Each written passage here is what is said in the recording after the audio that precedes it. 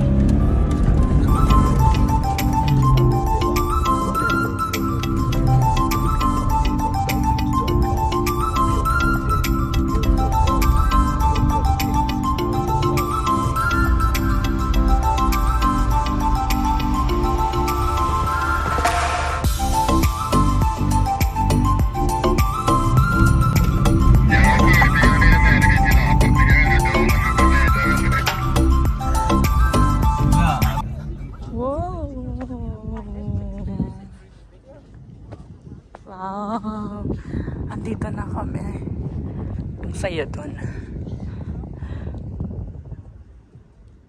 Oh.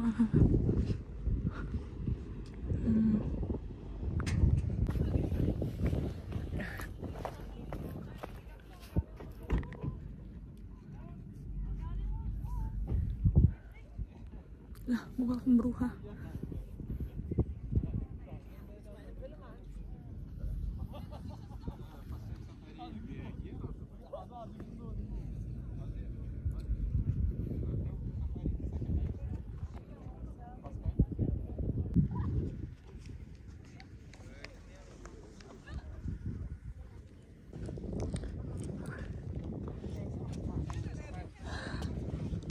A little forward, sir. Little forward. Yeah, little forward. That's fun. Hold your legs. Hold your legs. Oh, hold your legs. Oh! Ready? Yes.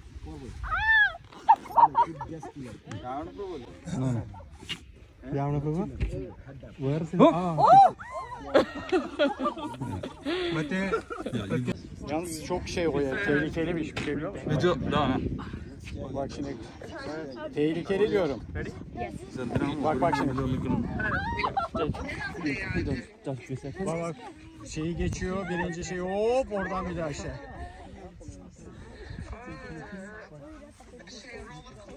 Evet. Ara hele. Ang saya dito. Gusto ko to dito.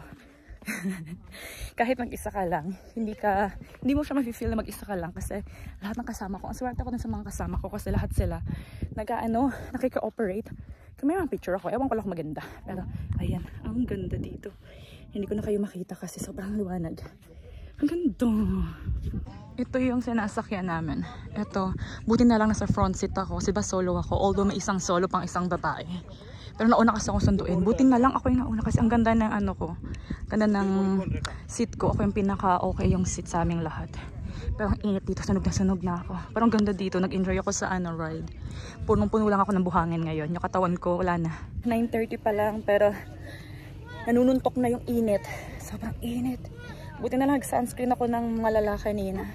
Yung photographer namin, yung driver at photographer, hindi siya nagmamadali. So binibigyan niya talaga kami ng maraming oras para mag-picture, mag-ganyan. Tapos pinipicture niya din kami. Pero sana, ang daming kumuha sa akin ng picture pero sana, magiging maganda akong kuha kahit isa.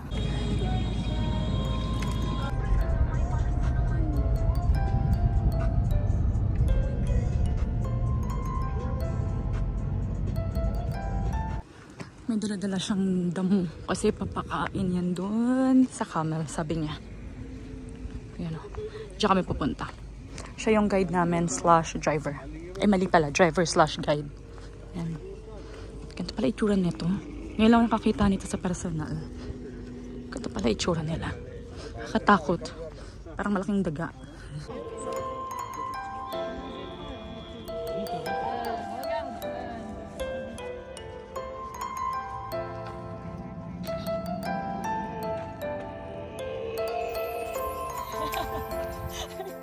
Nakakatakot sila. Lalo na sa malapitan. Wala akong matinong kuha. Kasi nakakatakot sila.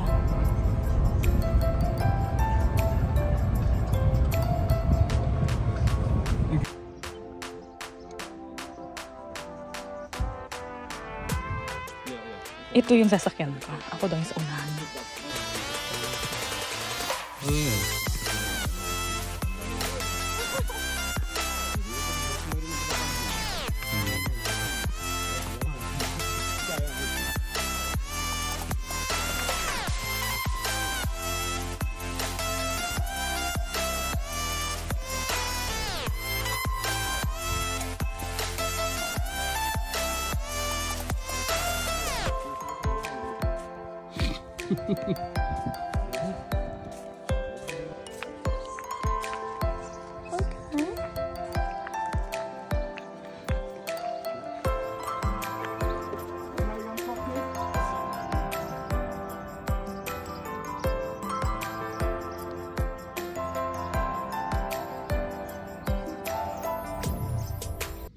Ligong-ligo na ako. Sobrang init. Tapos yung mga buhangin nasa buong katawan ko.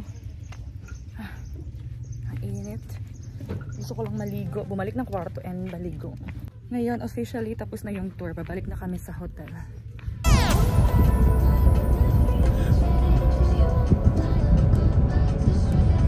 Grabe, ang init. Andito na ako sa hotel. Binaba na ako. Kakababa lang ng Klook driver sa akin dito. And ako yung pangalawang dinap off. Ako din yung pangalawang pinick up. Kanina, akala ko ako yung unang-una, diba? Kasi ang aga. 7:05. Actually, sinundo niya ako sa 7:02 eh. Tapos, mayroon na palang couple sa likuran ko. Yung couple, malapit lang yung hotel dito. Mga walking distance lang from dito. Kaya nauna sila sa akin. So, since dalawa silang tawag nito, pinick up, ano siya, sila sa likod nakaupo. Doon ako napunta sa unahan, which is good kasi gusto ko sa unahan. Kasi ang perfect ng, ano na yun, ang perfect ng lugar na yun. Kaya, it's a good thing na sila yung nauna. So, anyway, ligong-ligo na ako kasi ang lagkit-lagkit ko. It's a good thing din na naganto ko.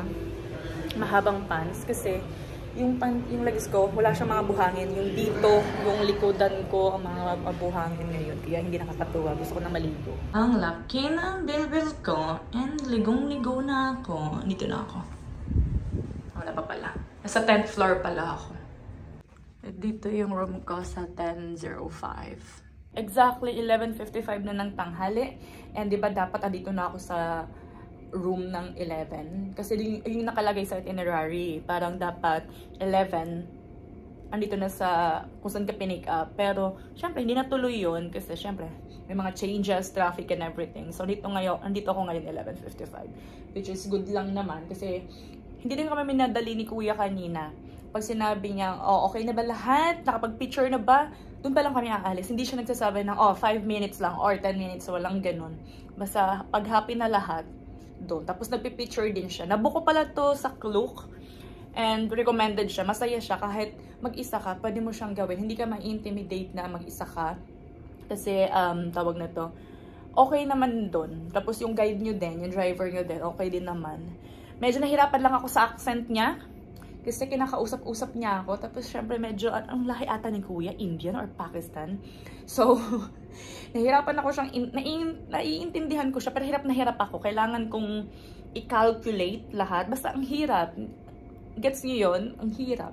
Tapos yung katabi ko, nasa likuran ko, couple sila from Scotland. Yung accent ni kuya, very Scottish. Alam mo yun, very hard Scottish. Hindi siya maintindihan ng driver namin. Tapos hindi rin niya maintindihan yung driver namin. So, ang nangyayari, since ako yung nasa unahan, ako yung pass the message. Ganun yung nangyari. Tapos, may isa pang solo na babae from the Netherlands. Solo din siya, katulad ko. Tapos, yung last na pinik up namin is couple from Germany. So, 6 kami sa isang van. So, ayun lang. So, ang perfect talaga nung ang perfect nung upuan ko. Ang swerte ko doon. So anyway everyone, magto-12 na and I think maliligo ako kasi ang lagkit-lagkit ko na talaga. Tapos siguro magpapahinga na lang muna ako kasi hindi rin ako nakatulog na maayos. Kasi nakatulog ako ng 2 AM, nagising ako ng 6. Wala pang 6 gising na ako. So wala akong maayos sa tulog in the last 3 nights. So naaantok na talaga ako. And tonight is the last night ko dito sa Abu Dhabi. Tomorrow flight ko na early in the morning to the Philippines. So I think maliligo ako, tapos tingin ko mag-order na lang ako ng food. Dito na lang ako sa kwarto ko kakain, tapos magpapahinga. Tapos siguro pag hindi na masyadong galit na galit yung araw sa labas, kasi galit na galit yung araw, nanununtok yung init. Pag medyo kalmado na siya, tsaka ako siguro lalabas. Kasi meron akong binukpang isa today sa Klook, pero yun naman, very chill lang. Sa observatory something, basta mamaya na lang yun. So anyway everyone, ayun lang. Baba na tayo kasi yung talabat is like grub food sa atin. Malapit na siya. In 4 minutes nandito na siya. So bababa na ako para hindi siya maghintay. And hindi pa rin ako naliligo. Yes, mag-alauna na hindi pa rin ako naliligo kasi pagod ako sa trip. Nakuha ko na yung order ko. Ito na siya. Kaso, ewan ko. Ano to? Filipino food to. Parang Pinoy, something with Pinoy yung pangalan. Pinoy Tasty? Manila Pinoy ata. Wait, Manila Pinoy ang pangalan. Kasi, hello everyone. Tsaka ako. Nagwo-worry ako kasi yung mga pagkain nila dito maanghang. So, ayoko kumain na maanghang kaya playing safe ako. Nag-order ako ng Filipino food. Ito na yung food ko. Ang laki ng bangus. May toyo, may kanin, and first time kong kakain ng mais. No, not mais. Saging con yelo. Never ko pa to na-try. Ngayon ko siya ito-try. So, ayan! Kain everyone! Kain! Tingnan nyo. Naubos ko talaga yung bangus. Ubos na ubos ko siya. Ang sarap. Tapos, ito. Yung tawag nito, not mais. Saba or saging con yelo. Okay naman siya. Yun naman sasabi ko. Pero itong toyo, sarap ng pagkakagawa nila. Tapos syempre yung kanin na hindi ko maubos kasi ang dami nga talaga. Alam niyo naman ako. So, ayan. Ang oras pala mag-aalas 2 na. 1:48 huling check ko. So, antok na antok sa atin yung kahit nakatiligo na ako. Pero andyan na yung Grab driver. Uber driver. In 3 minutes nandyan na siya. So, labanan natin. Antok natin. Kaya ko to. Laban. Ang tsaka ko. Wala na akong masuot. Pero yun yung outfit ko. Hello! Hi, andito na ako sa lift and papunta ako sa 74th floor. Laban. Walang matutulog. Yung buhok ko nag-fly away na. Ayan na. 57, 58, 59, 60 sa 74th floor tayo bababa.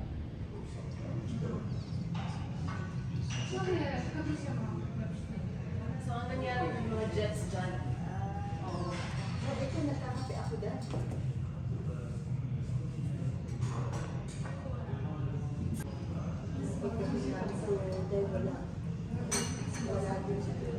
Tapos ito.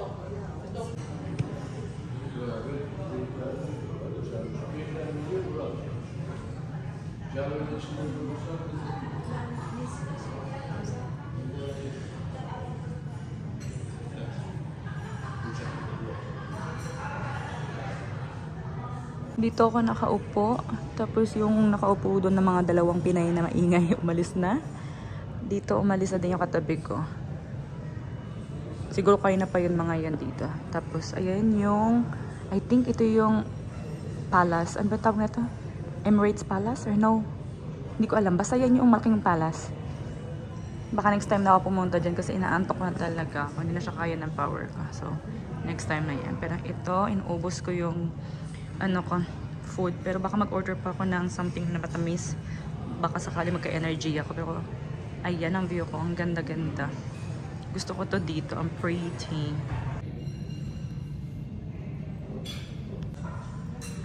Tingnan niyo.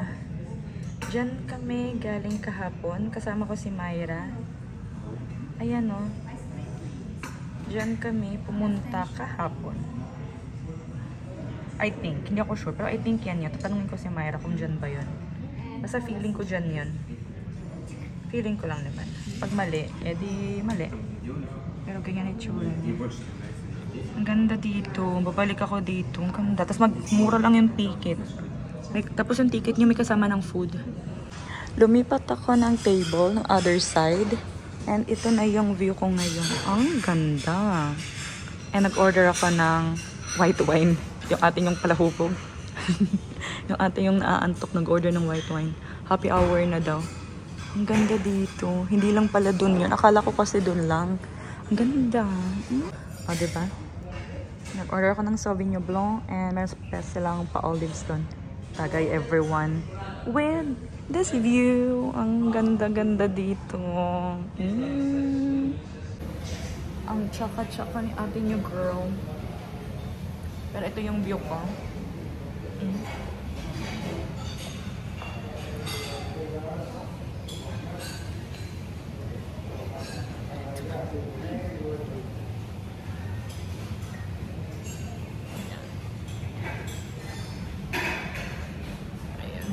So, ayun, nakapagbayad na ako. And meron pa silang 30 minutes, half hour. Pero hindi na ako kukuha kasi antok na ako. Papakita ko lang sa inyo ulit yung view. Gusto ko sana mag-stay pa dito hanggang sunset. Kaso, Hindi na siya kaya ng mata ko. I think pa-sunset na din naman ng very, very light. 6:45 na eh. So, ayan, natin na yung iba na yung kulay, diba? May pagka-orange na siya. So, I think pa-sunset na. Kaso, antok na ako. Hindi na kaya ng powers ko. So, babalik na ako sa hotel. But, ayun lang. Magbubook na ako ng Uber.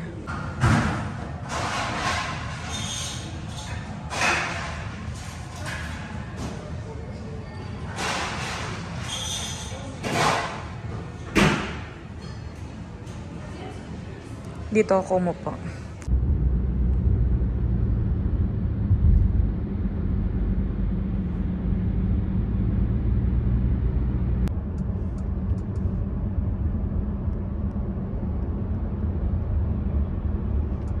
Ang oras is 7:01 na ng gabi.